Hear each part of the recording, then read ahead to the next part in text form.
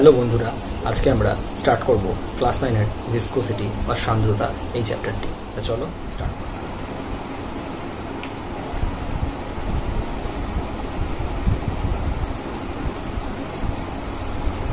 দেখো, দুটো উদাহরণ আমরা কি দেখলাম। একটা দেখলাম ওয়াটার, আর একটা দেখলাম হানি। ঠিক আছে, ওয়াটার কি? ওয়াটার একটা লিকুইড, হানি একটা লিকুইড। ওয়াটারকে যখন আমার ফেলা হচ্ছে, ঠিক আছে, তখন কি হচ্ছে না, এটা ইজিলি মাটিতে এসে পড়ছে। কিন্তু হানিকে যখন ঢালা হচ্ছে তখন কি হচ্ছে, সেটা মাটিতে এসে পড়তে দেখো অনেকটা সময় লাগছে। ঠিক আছে, তার মানে এখান থেকে একটা আমরা সিদ্ধান্তে আসতে পারি যে তরল তাদের মধ্যে তাদের যে অণুগুলো আছে, তরলগুলো যে অণু দ্বারা গঠিত, তাদের মধ্যেকার নিজস্ব কিছু আকর্ষণ বল থাকার জন্য এই ঘটনাটা ঘটে থাকছে। ওয়াটার মলিকুল বা জলের ক্ষেত্রে এই আকর্ষণ বলটা কম, সেই জন্য আকর্ষণ বলটা কম হওয়ার জন্য কি হচ্ছে না, জলটা তাড়াতাড়ি মাটিতে এসে পড়ে যাচ্ছে। কিন্তু হানি বা মধুর ক্ষেত্রে কি হচ্ছে, এই হানির অণুগুলোর মধ্যে আকর্ষণ বলটা অত্যন্ত বেশি হওয়ার কারণে এটা মাটিতে পড়তে অনেক সময় লাগছে। আশা করি এই পর্যন্ত বোঝাতে পেরেছি। ঠিক আছে, এটা হচ্ছে তাহলে এই ধরনের যে আকর্ষণ বলটা, সেই আকর্ষণ বলটা আমরা এখন এখানে আলোচনা করব। ঠিক আছে, তা তোমরা দু ধরনের বলের নাম হয়তো শুনে থাকবে। একটা হচ্ছে, অবশ্যই সেটা ক্রিকেট বল নয় বা ফুটবল নয়, এটা হচ্ছে ফোর্স, যেটা প্রয়োগ করে পদার্থের অবস্থার পরিবর্তন ঘটানো হয়, বা যেমন হচ্ছে স্থির অবস্থা থেকে গতিশীল করা হয় বা গতিশীল থেকে স্থিতিশীল করা হয়। বোঝা গেছে? তা এটা হচ্ছে ফোর্স। দু ধরনের ফোর্স, যেমন হচ্ছে একটা হচ্ছে সংশক্তি বল বা হচ্ছে কোহেসিভ ফোর্স, আরেকটা হচ্ছে আমার আসঞ্জন বল বা অ্যাডহেসিভ ফোর্স। ঠিক আছে, তো দেখো সংশক্তি বলটা কি আর আসঞ্জন বলটা কি। দেখো, প্রথমে আমরা জানবো সংশক্তি বলটা কি জিনিস। তো দেখো, মনে করো একটা এ পদার্থ আছে। ঠিক আছে, এ পদার্থটা অনেকগুলো অণু দ্বারা গঠিত। ঠিক আছে, তাহলে এই এ পদার্থের অণুগুলোর মধ্যে যে আকর্ষণ বল রয়েছে, ঠিক আছে, কি বলছি আমি, এ পদার্থের অণুগুলোর মধ্যে যে আকর্ষণ বলটা রয়েছে তাকে আমরা বলছি কি, সংশক্তি বল বা কোহেসিভ ফোর্স। আশা করি আমি বোঝাতে পেরেছি। এবার মনে করো আরেকটা পদার্থ নিয়েছি আমরা, বি পদার্থ। ঠিক আছে, এই পদার্থটাও অনেকগুলো অণু দ্বারা গঠিত। ঠিক আছে, তো দেখো এখন এ পদার্থটা বি পদার্থটা দেখো কাছাকাছি রয়েছে, তার মানে এই এ পদার্থের একটা অণুর সঙ্গে বি পদার্থের একটা অণুর যে আকর্ষণ বলটা রয়েছে তাকে আমরা বলছি কি, আসঞ্জন বল। তার মানে কি, যে দুটো বিপরীত না, দুটো আলাদা পদার্থের দুটো অণুর মধ্যে যে আকর্ষণ বল কাজ করে তাকে আমরা বলছি আসঞ্জন বল বা অ্যাডহেসিভ ফোর্স। এবং সংশক্তি বলকে বলছি আমরা একই পদার্থের অণুগুলোর মধ্যে যে আকর্ষণ বল কাজ করে তাকে আমরা বলছি সংশক্তি বল বা কোহেসিভ ফোর্স। আশা করি আমি এই পর্যন্ত বোঝাতে পেরেছি। এবার দেখো আমরা জানবো সান্দ্রতা কি। ঠিক আছে, অলরেডি আমরা জেনেছি যে সান্দ্রতা হলো এক ধরনের বল, ঠিক আছে, যা তরল পদার্থের অণুগুলোর মধ্যে ক্রিয়াশীল। ঠিক আছে, তাহলে দেখো মনে করো একটা তল রয়েছে, এর ওপর দিয়ে একটা তরল প্রবাহিত হচ্ছে, একটা তরল স্তর এভাবে প্রবাহিত হচ্ছে। ঠিক আছে, তাহলে এটা হচ্ছে তরলের উপরের স্তরটা, তো এটা তরলের নিচের স্তরটা। বোঝা গেছে? তাহলে নিচের স্তরটা এই তলটার সঙ্গে কানেক্টেড রয়েছে, তার মানে এই তরলটার নিচের স্তরে যে অণুগুলো রয়েছে, ঠিক আছে, এবং এই যে তলটা রয়েছে তার মধ্যে যে অণুগুলো রয়েছে তাদের মধ্যে আসঞ্জন বল ক্রিয়াশীল। ঠিক আছে, তাহলে কি বললাম আমি, তরলটার নিচের স্তরে যে অণুগুলো রয়েছে এবং এই তলটার মধ্যে যে অণুগুলো রয়েছে তাদের মধ্যে একটা আকর্ষণ বল ক্রিয়াশীল। সেটা কি ধরনের আকর্ষণ বল না, আসঞ্জন বল। অলরেডি এর আগে আমরা বলেছি দুটো আলাদা পদার্থের অণুগুলোর মধ্যে যে আকর্ষণ বলটা ক্রিয়াশীল তাকে আমরা বলি কি, আসঞ্জন বল। ঠিক আছে, তার মানে এই স্তরটা, তরলের নিচের স্তরটা এই তলটার সাপেক্ষে স্থির অবস্থা থাকে আমরা বলতে পারি। এখন দেখো এই যে তরল স্তরটা নিয়েছি, বড় তরল স্তরটা, তাকে আমরা ছোট ছোট অনেক তরল স্তরে ভাগ করতে পারি। এই একটা তরল স্তর, এই একটা, এভাবে আমরা ভাগ করতে পারি। ঠিক আছে, এখন দেখো কি হচ্ছে বিষয়টা। তাহলে এই তরল স্তরটার সঙ্গে এই যে তলটার একটা আকর্ষণ বল ক্রিয়াশীল। তাহলে ওপরের স্তরগুলো কি, গতিশীল। তাই তো? তাহলে এখন এই নিচের স্তরটা কি চাইবে? তার ঠিক ওপরে যে স্তরটা আছে তার গতিটাকে কিছুটা কমিয়ে দিতে চাইবে। কেন কমিয়ে দিতে চাইবে? কারণ হচ্ছে নিচের স্তরটার সঙ্গে এই তলটার যে আকর্ষণ বলটা রয়েছে সেই আকর্ষণ বলের প্রভাবটা এই স্তরের উপরেও কিছুটা থাকবে, এবং একই রকম ভাবে এই স্তরের উপরেও কিছুটা থাকবে, একই রকম ভাবে এই স্তরের উপর কিছুটা থাকবে। বলতে পারি যত দেখো দূরত্ব বাড়বে তত কি হবে? আকর্ষণ বলের প্রভাবটা আস্তে আস্তে কমতে থাকবে।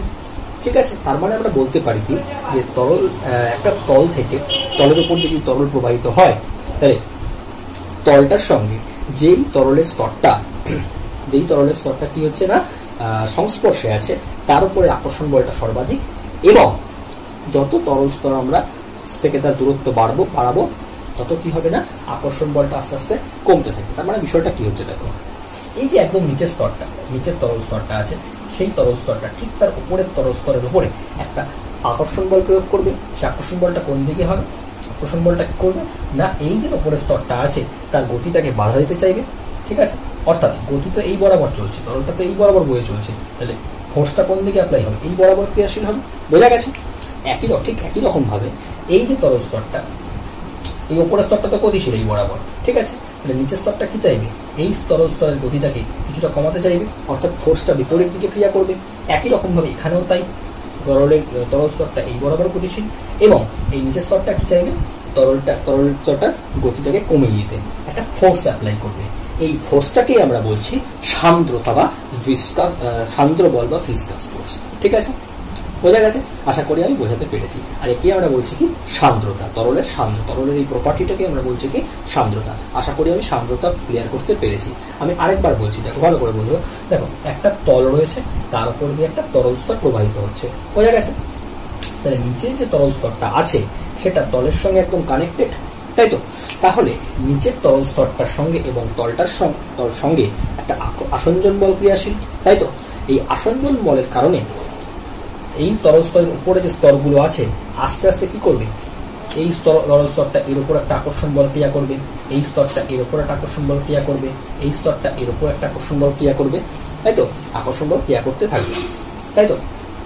অর্থাৎ তার বিপরীত দিকে একটা ফোর্স অ্যাপ্লাই হবে, সেটাকে আমরা বলছি কি সান্দ্র বল বা সান্দ্র বল। ঠিক আছে, এবার দেখো আমরা একটা ইম্পর্টেন্ট জিনিস জানবো, সেটা হচ্ছে সান্দ্র বলের গাণিতিক রূপ, সেটা আমরা বার করবো। আচ্ছা, আমরা কি দেখেছিলাম যে একটা তল ছিল, ঠিক আছে, একটা তল ছিল, এর উপর দিয়ে একটা তরল প্রবাহিত হচ্ছিল, তাই না? এর উপর দিয়ে একটা তরল প্রবাহিত হচ্ছিল, এই তরলটাকে আমরা কতগুলো স্তরে ভাগ করেছিলাম, তাই না? তার মানে কি এই স্তরটা এই তলের সঙ্গে একদম সংস্পর্শে আছে। তার মানে বলতে পারি এই তলের সঙ্গে এই তলটার সঙ্গে এই তলের অণুগুলোর মধ্যে আকর্ষণ বল এতটাই বেশি যে এই স্তরটার গতিবেগ প্রায় 0 ধরে নেওয়া যেতে পারে। ঠিক আছে, এবং যত দূরত্ব বাড়ছে তত কি হয়? আমরা বলেছিলাম সান্দ্র বলের পরিমাণটা আস্তে আস্তে কি হচ্ছে না কমতে থাকছে, এটা আমরা বলছিলাম। তাহলে এবার দেখো সান্দ্র বল যেহেতু কমছে, তার মানে কি হয়? প্রত্যেকটা স্তরের মধ্যে গতিবেগ বৃদ্ধি পাবে। তার মানে এই স্তরের গতিবেগ যদি V1 বলি, এটা যদি V2 বলি, এটা যদি V3 বলি, তত কি হচ্ছে না গতিবেগ গুলো আস্তে আস্তে কি হচ্ছে? বাড়তে থাকছে। ঠিক আছে, V1 এর থেকে V2 বেশি, আবার V2 থেকে V3 বেশি। ন্যাচারাল ব্যাপার যে ফোর্স যত কম অ্যাপ্লাই হচ্ছে তত কি হবে? ভেলোসিটিটা প্রত্যেকটা স্তরের গতিবেগ তত কি হবে? বেড়ে যাবে। এবার দেখো খুব ইজিলি আমরা বিষয়টাকে জানবো।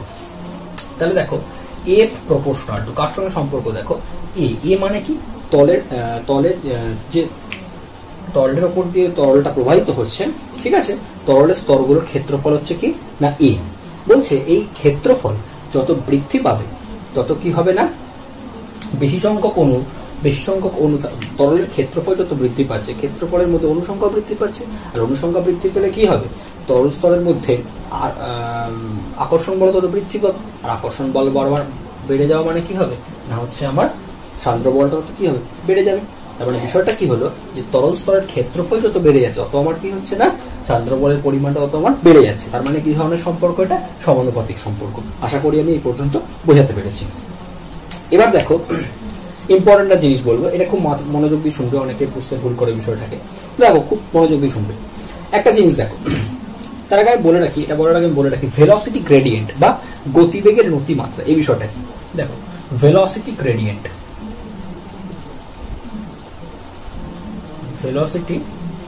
এই বিষয়টা কি না? ভেলোসিটি গ্রেডিয়েন্টটা হলো, দেখো এই স্তরের গতিবেগ আমি বলছি দুটো স্তর, ঠিক আছে, এই দুটো তরস্তর এদের মধ্যেকার দূরত্বটা আমি বলছি এক্স, ঠিক আছে। তাহলে এই তরস্তরের গতিবেগ v1, এর গতিবেগ কত v2।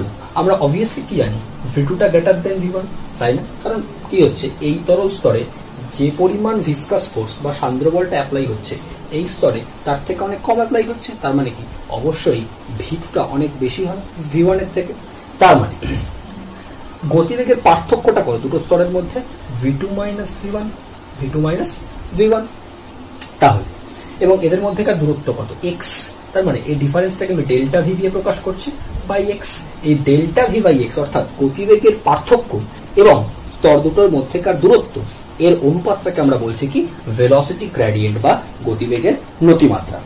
বলছে সান্দ্র বলটা এর সঙ্গে সমানুপাতিক। কেন সমানুপাতিক দেখো এখন এক্সপ্লেন করব। সান্দ্র বলটা এর সঙ্গে সমানুপাতিক, কেন সমানুপাতিক দেখো বড় করে বলছো। দেখ মনে করো সান্দ্র বলটা খুব বেশি, ঠিক আছে, তার মানে সান্দ্র বল যদি বেশি হয় v1টা কি হবে অনেক কম হবে v2 থেকে, তাই না? সান্দ্র বল যদি মনে করো এই স্তরটার ক্ষেত্রে আমি বলছি এই স্তরটার গতিবেগ কত v1, তাই না? তাহলে সান্দ্র বল যদি বেশি হয় তাহলে v1টা কি হবে অনেক ছোট হবে v2 থেকে, তার মানে এই যে ডিফারেন্সটার ভ্যালু কত হবে অনেক বেশি। যেমন উদাহরণ দিচ্ছি, মনে করো v1টা আমি বললাম 5 আর v2টা বললাম আমার 20, তাহলে 20 মাইনাস 5 কত হবে 15 হবে, তাই না? 15 হবে। কিন্তু সান্দ্র বল যদি বেড়ে যায় তাহলে v1 এর মান কি হবে আরো কমে যাবে। তাহলে v1 এর মান কমে গিয়ে হলো মনে করো 2, তাহলে 20 মাইনাস 2 কত হলো 18 হলো। তাহলে অবশ্য কি হলো বেড়ে গেল, তাই না? তাহলে v1 মাইনাস v2 এই ডিফারেন্সটা কি হলো বেড়ে গেল। আর ডিফারেন্সটা বেড়ে গেল মানে কি ভিসকাস ফোর্সের সঙ্গে এটা কি ধরনের সম্পর্ক, গতিবেগের নতিমাত্রাটাও বেড়ে গেল। তার মানে ভিসকাস ফোর্সের সঙ্গে কি ধরনের সম্পর্ক, এটা না সমানুপাতিক সম্পর্ক। কারণ কি এক্সটা তো ফিক্সড আছেই, তাই না? তাহলে আমরা কি বলছি এখান থেকে দেখো দুটো স্তরের দূরত্ব যদি এক্স হয় এবং তাদের মধ্যেকার গতিবেগের পার্থক্য যদি ডেল ভি হয় তাহলে বলছে কি ভিসকাস ফোর্সটা ডেল ভি বাই এক্স বা গতিবেগের নতিমাত্রা বা ভেলোসিটি গ্রেডিয়েন্টের সঙ্গে সমানুপাতিক। আমি আরেকবার বিষয়টা ক্লিয়ার করি। মনে করো এই যে স্তরটা আছে এই স্তরটা এ স্তর, এটা বি স্তর, ঠিক আছে। এ স্তরে ভিসকাস ফোর্সটা অনেকটা বেশি, তাহলে v1টা কি হবে অনেক কম। তাহলে v2টার আর v1 এদের ডিফারেন্সটা কি হবে অনেকটা বেশি, আর তার মানে কি ডেল্টা ভিটা অনেকটা বেশি, তার মানে গতিবেগের নতিমাত্রাটাও কি হবে অনেকটা বেশি। তার মানে এটা কার জন্য হলো না ভিসকাস ফোর্সটা বেশি হওয়ার জন্য হলো। তার মানে ভিসকাস ফোর্সটা যত বাড়ছে গতিবেগের নতিমাত্রা কি হচ্ছে না বেড়ে যাচ্ছে। বোঝা গেছে? আশা করি আমি এই পর্যন্ত বোঝাতে পেরেছি। তা দেখো এই দুটোকে যদি আমি কম্বাইন করি, দেখো আমি এটা মুছে দিচ্ছি, ঠিক আছে। এই দুটোকে যদি আমি কম্বাইন করি তাহলে কি আসবে a proportional to a into del V by x. Del ভিটা হচ্ছে গতিবেগের পার্থক্য এবং এক্সটা হচ্ছে কি না দুটো স্তরের মধ্যেকার দূরত্ব, এবং ডেল ভি বাই এক্সটা হচ্ছে কি গতিবেগের নতিমাত্রা বা ভেলোসিটি গ্রেডিয়েন্ট। তাহলে দেখো একটা জিনিস, এখান থেকে সমানুপাতিক চিহ্নটা যদি আমি তুলি তাহলে কি আসবে একটা ধ্রুবক আসবে। ধ্রুবকটাকে আমি প্রকাশ করছি ইটা দিয়ে, গ্রিক লেটার ইটা দিয়ে প্রকাশ করা হয়, ঠিক আছে। তাহলে a into del V by x. এই পর্যন্ত আশা করি আমি বোঝাতে পেরেছি। তাহলে ইটাটাকে কি বলে না, ইটাটাকে বলা হয় হচ্ছে সান্দ্রতাঙ্ক, ঠিক আছে। তাহলে এবার আমরা এই সান্দ্রতাঙ্ক কি তা সম্পর্কে আলোচনা করব। এবার দেখো আমরা সান্দ্রতাঙ্কটা কি না জেনে নেব। দেখো আমরা সান্দ্র বলের বা সান্দ্রতার গাণিতিক রাশিমালাটা কি পেয়েছিলাম যে a proportional to eta into del V by x. আমি একটা এখানে এঁকে দিচ্ছি, ঠিক আছে। এইটা হচ্ছে আমার তলটা, এর উপর দিয়ে তরলটা প্রবাহিত হচ্ছে। এই স্তরটা এ স্তর, এটা বি স্তর, ঠিক আছে। এই এ স্তরের গতিবেগ v1, এটা গতিবেগ v2, এদের মধ্যেকার দূরত্ব বললাম আমরা এক্স, ঠিক আছে। এখন দেখো আচ্ছা সমান সমান ছিল, সরি এখানে একটা এ ছিল, তাই না? তাহলে দেখো কি হচ্ছে বিষয়টা। দেখো আমি এখান থেকে কি বলতে পারি f into x by a, আর ডেল ভিটা নিচে ইকুয়াল টু ইটা, তাই না? বীজগণিতের নিয়মে করছি আমরা। তাহলে কি হচ্ছে দেখো এফ ইজ ইকুয়াল টু কি লিখতে পারি, এই এফ ইজ ইকুয়াল টু বলছি F into 1 by A into 1 by del V by X লিখতে পারি। গাণিতিক ভাবে আমরা লিখছি, বীজগণিতের নিয়মে করছি একদম, ঠিক আছে। ডেল ভি বাই এক্স এটাকে আমরা লিখতে পারি, গুণ চিহ্ন দিলে এক্সটা উপরে যাবে, ডেল ভিটা নিচে আসবে। আশা করি আমি তাহলে এটাই আমরা ফিরে পাবো। আশা করি আমি এই পর্যন্ত বোঝাতে পেরেছি। তাহলে ইটার আমরা রাশিমালাটা, ইটাটা কি আমরা জানবো, ইটাটা কি বলেছিলাম আমরা, সান্দ্রতাঙ্ক। সেটা কি জিনিস দেখো, এখন মনে করো এটা কি বলেছিলাম, এটা তরল স্তরের ক্ষেত্রফল। তাহলে মনে করো, আচ্ছা এটা এ না দিয়ে এটা নাম দিচ্ছি, মনে করো এক্স, এক্স স্তর, এটা বি স্তর, ঠিক আছে। তাহলে এখন দেখো যে এই যে তরল স্তরটা আছে এবং এই তরল স্তরের কথা আমরা বিবেচনা করছি। তাহলে দেখো এদের ক্ষেত্রফল ধরে নিলাম 1 হয়ে গেছে, ঠিক আছে। কি বললাম, এটা আমার 1 হয়ে গেছে, অর্থাৎ ক্ষেত্রফলটা 1 হয়ে গেছে এবং এদের গতিবেগের নতিমাত্রাটা আমার 1 হয়ে গেছে, ঠিক আছে। কি করলে 1 হবে না, দুজনের মধ্যে গতিবেগের পার্থক্যটা 1 এবং দূরত্বটা এর মধ্যে 1 যদি হয়ে যায় তবে গতিবেগের নতিমাত্রা 1। আশা করি বোঝাতে পেরেছি, ঠিক আছে। তাহলে কি হচ্ছে, তবে সবকটা 1 হয়ে গেলে কি হবে, 1/1 1 1/1 1, তাহলে কি হবে, ইটা ইকুয়াল টু এফ। আশা করি বোঝাতে পেরেছি। তাহলে কি হচ্ছে না, সান্দ্রতাঙ্ক হলো যে যদি তরলের স্তরের ক্ষেত্রফল একক হয়ে যায় বা 1 হয়ে যায় এবং এদের মধ্যে যদি একক গতিবেগের নতিমাত্রা বজায় রাখতে হয়, তবে যে সান্দ্র বলটা প্রযুক্ত হবে সেটা কি না, এটাই হচ্ছে আমার সান্দ্রতাঙ্ক বা ইটা। আশা করি আমি বোঝাতে পেরেছি, ঠিক আছে। তাহলে ইটার আমরা এবারে কি জানবো না, একক জানবো। দেখো F is equal to eta into A del V by X, এটা পেয়েছিলাম। এখান থেকে কি পাচ্ছিলাম বলো, এফ বাই এ, এটা নিচে হলে ইন্টু কি হচ্ছিল, এটা আমার 1 by del V del by X. কি করলাম, এই পুরোটাকে নিচে নামিয়ে দিলাম, তাহলে ইকুয়াল টু কি পাচ্ছিলাম, ইটা। তাহলে দেখো এখান থেকে আমরা ইটার এককটা বার করবো, সিজিএস একক। সিজিএস একক, সিজিএস এ এফ এর একক কি, এফ মানে ফোর্স, ফোর্সের একক কি ডাইন, বোঝা গেছে। এ মানে হচ্ছে ক্ষেত্রফল, ক্ষেত্রফলের একক কি সেন্টিমিটার স্কোয়ার, ঠিক আছে, ইন্টু 1 বাই, আচ্ছা ডেল ভি, ডেল ভি মানে কি, একটা গতিবেগের পার্থক্য আছে, গতিবেগের পার্থক্যের একক কি হবে, গতিবেগের একক যেটা সেটাই হবে, কি হবে সেন্টিমিটার পার সেকেন্ড। আর এক্সটা কি হবে না, দূরত্ব আছে সেন্টিমিটার। তাহলে ইটার একক কত হলো আমার, বার করছি এখান থেকে, দেখো তো কি হবে, সেন্টিমিটার কিউব হয়ে যাচ্ছে। আচ্ছা এখান থেকে সেন্টিমিটার সেন্টিমিটার ক্যান্সেল, তাই তো। তাহলে এটা কত হচ্ছে, ডাইন পার, আচ্ছা ডাইন centimetre to the power -2 into second গুণ, তাহলে কত হবে, এটা second two the power 1, that is এটা। তাহলে কি হবে, ডাইন সেকেন্ড পার সেন্টিমিটার স্কোয়ার। এটা হচ্ছে আমার সিজিএস পদ্ধতিতে একক। এসআইতে কি হবে আশা করি বুঝতেই পারছো, কি হবে, ডাইনের জায়গায় ফোর্সের একক কি এসআই পদ্ধতিতে নিউটন এম, তাই তো। আর দূরত্বের একক কি মিটার, তাহলে মিটার টু দি পাওয়ার -2, আর সময়ের একক তো সেকেন্ডই, তাই না। এটা আমরা এসআই পদ্ধতিতে ইটার একক আমরা পেয়ে গেলাম, ঠিক আছে। এটা আরেকটা একক হয়ে থাকে যে ইটার একক আমরা কি দেখলাম, newton per metre square into second. আর নিউটন পার মিটার স্কোয়ার মানে কি পাস্কাল, পাস্কাল সেকেন্ড, বোঝা গেছে। তাহলে এভাবে আমরা বলতে পারি, ইটার এককে লিখতে পারি, বোঝা গেছে। পাস্কালকে পি দিয়ে লেখা যায়, পি এ দিয়েও লেখা যায়, ঠিক আছে। কোনো কোনো বইতে পি দিয়ে, কোনো কোনো বইতে পি এ দিয়ে লেখা আছে, ঠিক আছে। আশা করি আমি বোঝাতে পেরেছি এই পর্যন্ত। না পয়েস, পিওআই এস, পয়েস, পয়েসটা কি dyne per centimetre square per second, এটা হচ্ছে আমার পয়েস। পয়েস মানে কি dyne centimetre to the power -2 second, এটা হচ্ছে আমার পয়েস, ঠিক আছে। এটাও ইটার একক। আচ্ছা সান্দ্রতাঙ্ক জিনিসটা কি, সান্দ্রতাঙ্ক তো আমরা জানলাম যে সান্দ্রতাঙ্ক কিনা কোনো তরলের সান্দ্রতা কত বেশি, ঠিক আছে, সেটা মাপার হচ্ছে একক। সেটা মাপার জন্য বলতে পারো একটা প্যারামিটার বলতে পারো, ঠিক আছে। তাহলে কোনো তরলের সান্দ্রতাঙ্ক যত বেশি তার সান্দ্রতা তত বেশি, ঠিক আছে। এবার দেখো টেম্পারেচারের উপরে বা উষ্ণতার উপরে সান্দ্রতাঙ্ক কিরকম ভাবে নির্ভর করে। তাহলে একটা জিনিস ভালো করে বোঝো, মনে করো একটা পাত্র নিয়েছি, ঠিক আছে। এই পাত্রের মধ্যে আমি কিছুটা তরল নিয়েছি, এই পাত্রের মধ্যে কিছুটা তরল নিয়েছি। তাহলে এই পাত্রের তরলের মধ্যে একটা ভিসকোসিটি বা ভিসকাস ফোর্স রয়েছে অলরেডি, ঠিক আছে। তার মানে নির্দিষ্ট কিছু সান্দ্রতাঙ্ক রয়েছে। এবার দেখো টেম্পারেচার আমি ছিল মনে করো 10 ডিগ্রি সেন্টিগ্রেড, এবার আমি টেম্পারেচার আস্তে আস্তে বাড়াতে বাড়াতে বাড়াতে বাড়াতে কত করলাম না 50 ডিগ্রি সেন্টিগ্রেড করলাম। তাহলে আমরা কি জানি যে টেম্পারেচার যত বাড়ানো হয় তত কি হয় না অণুগুলোর মধ্যে দূরত্ব বেড়ে যায়, আর অণুগুলোর মধ্যে দূরত্ব তো বাড়ে তত কি হয় না আকর্ষণ বল কমে যায়, তাই না?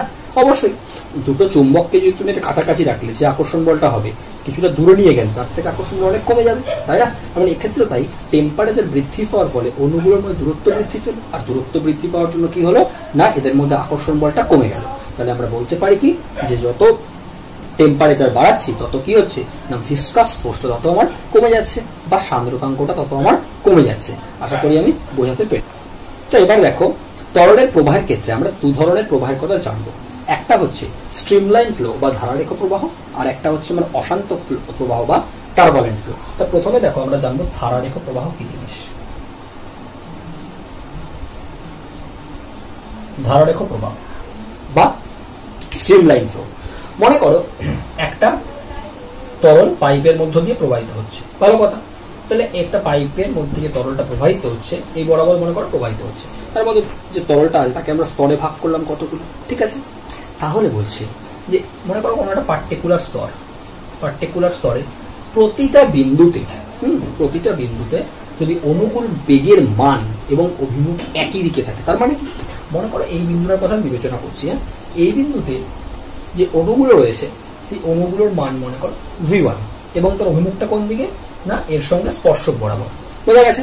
তাহলে যে এই বিন্দুতে যে কোনো বিন্দুই আসুক না কেন এই স্তরে তার কি হবে বেগটা আমার V1ই থাকবে এবং অভিমুখটায় স্পর্শক বরাবরই যদি থাকে তবে এই ধরনের প্রবাহকে আমরা বলবো যে ধারারেখ প্রবাহ।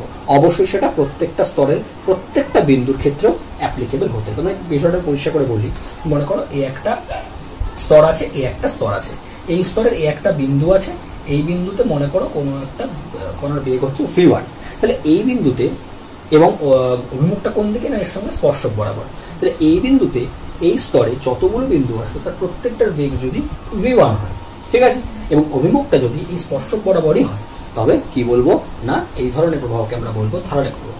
অবশ্যই সে প্রত্যেকটা স্তরের ক্ষেত্রে এই ঘটনাটা অ্যাপ্লিকেবল হতে হবে, ঠিক আছে? এই ধরনের প্রবাহকে আমরা বলছি কি ধারারেখ প্রবাহ, ঠিক আছে?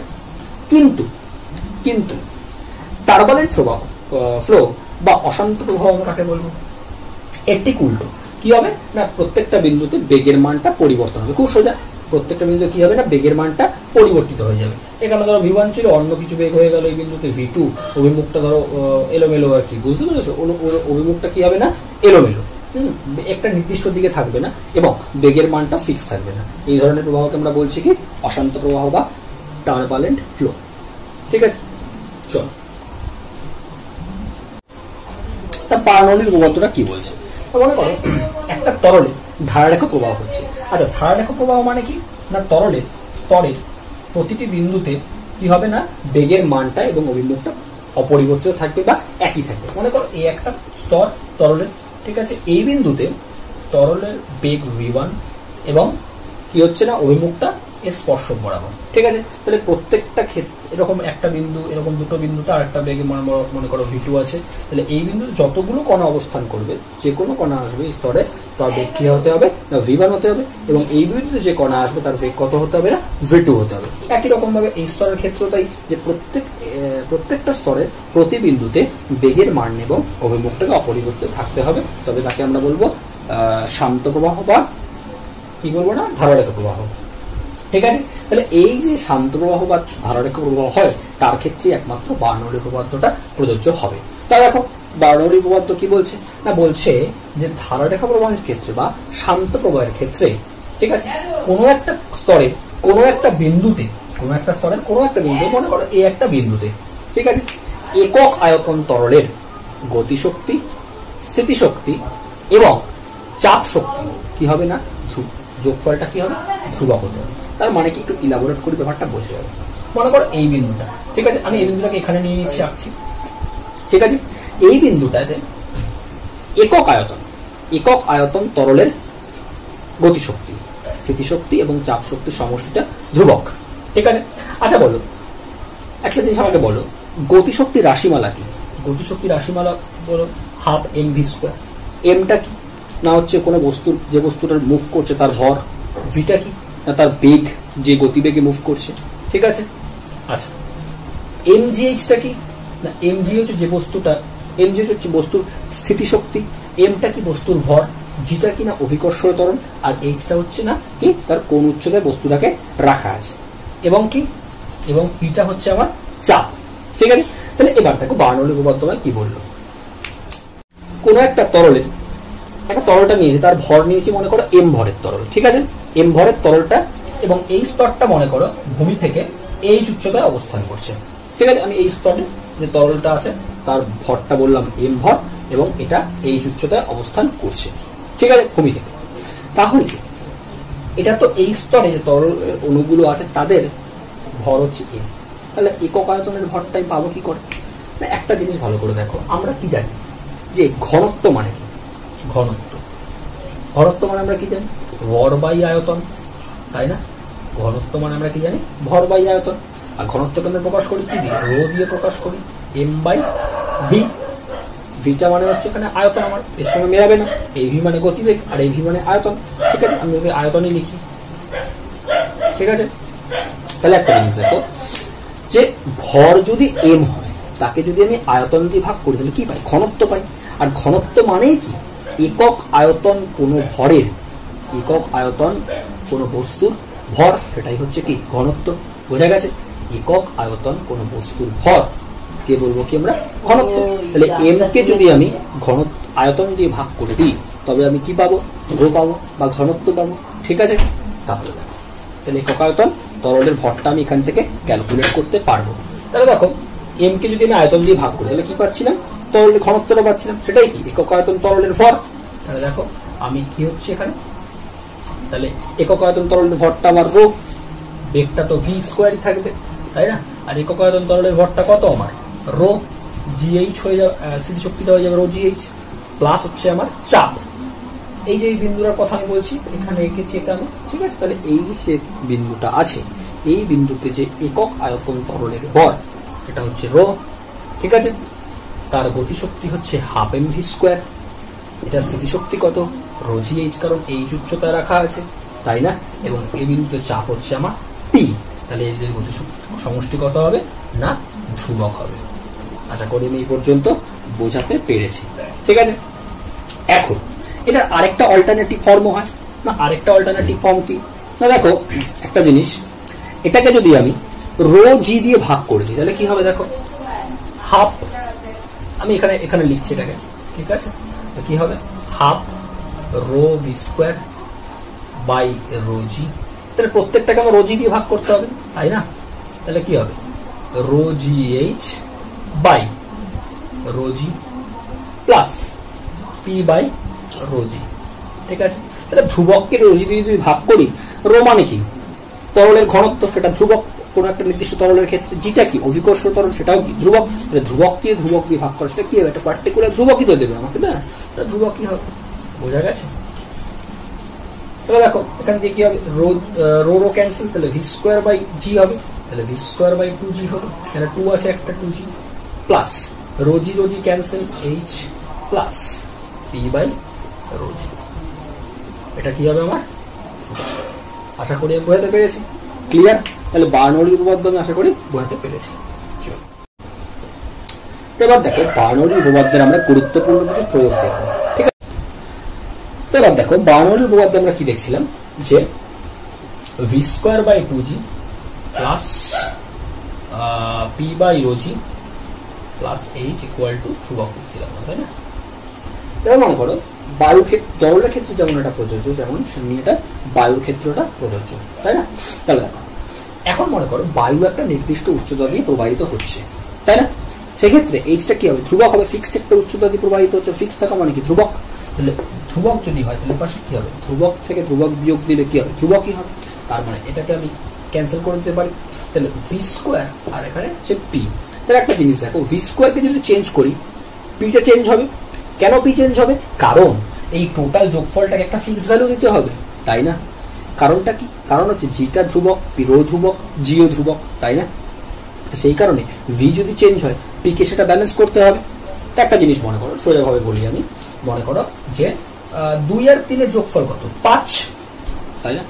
এখন 2 এর জায়গায় মনে করো 3 হয়ে গেছে, তাহলে 3 আর 3 কত হতে হবে? 6 হয়ে যাবে না? তাহলে ভ্যালুটা চেঞ্জ হয়ে যাওয়ার কথা। তাহলে অবভিয়াসলি কি হতে হবে? এইটাকে কমাতে হবে, তাই না? তাহলে কত করতে হবে? 2 করতে হবে। তার মানে কি একটার ভ্যালু যদি চেঞ্জ করে তাহলে অবভিয়াসলি অপরটার ভ্যালুকে আমার চেঞ্জ হতে হবে, এমন ভাবে চেঞ্জ হতে হবে যাতে টোটাল যোগফলটা আমার একটা ফিক্সড ভ্যালু দেয়। কারণটা কি? কারণ হচ্ছে আমার জিটা ধ্রুবক, রোটা ধ্রুবক। আশা করি আমি বোঝাতে পেরেছি। তাহলে দেখো এখন ছিলাম যে v²/2g প্লাস p/ρg প্লাস কি পেয়েছিলাম না আমরা? h = ধ্রুবক পেয়েছিলাম, তাই না? এখন মনে করো বার্নৌলির প্রতি গুরুত্বপূর্ণ প্রয়োগ হচ্ছে যে ঝড়ে অনেক সময় বেশি জোরে ঝড় প্রবাহিত হলে কি হয় না, ঘরে বাড়ির চাল উড়ে যায়। তাহলে একটা জিনিস ভালো করে বোঝো যে একটা বায়ু নির্দিষ্ট উচ্চতা দিয়ে প্রবাহিত হচ্ছে, অর্থাৎ এইচটা ফিক্স ধ্রুবক। তাহলে এই ধ্রুবকটা এই পাশে গেলে কি হবে? ধ্রুবক থেকে ধ্রুবক মাইনাস হলে ধ্রুবক, তাই না? তাহলে একটা ফিক্সড ভ্যালু দিতে আমি এইচটাকে নেগলেক্ট করতে পারি। তাহলে একটা জিনিস ভালো করে বোঝো, এই যে ভিটা যদি খুব বেশি হয় তাহলে কি হবে? পিটাকে কমে যেতে হবে। কারণ কি? কারণ দুটোর যোগফল তো ফিক্সড হতে হবে। কারণ কি? কারণ জিটা ধ্রুবক, রোটা ধ্রুবক, এদের কোনো মান পরিবর্তন হবে না। শুধু কোনটা পরিবর্তন হতে পারে? শুধুমাত্র ভি পরিবর্তন হলে চাপটা পরিবর্তন হবে, তবেই তো একটা ফিক্সড ভ্যালু দেবে। আমরা উদাহরণ দিয়ে বুঝতে পারবেন। মনে করো 3+2 আমি বললাম 5, ঠিক আছে? এখন 3-এর মানটা কত হয়ে গেছে? 3-এর মানটা 4 হয়ে গেছে, ঠিক আছে? তাহলে 4 আর 2 কত হয়ে যাবে? 6 হয়ে যাবে, ধ্রুবক থাকবে না। তাহলে এটা যদি ব্যালেন্স করতে হয় তাহলে 2টাকে কত হতে হবে? কমে যেতে হবে, তাই না? তবে তো সেটা হলে 5 হবে, তাই না? তাহলে একটা যদি মান পরিবর্তন হয় অবভিয়াসলি অপর একটা মানকে পরিবর্তিত হতে হবে।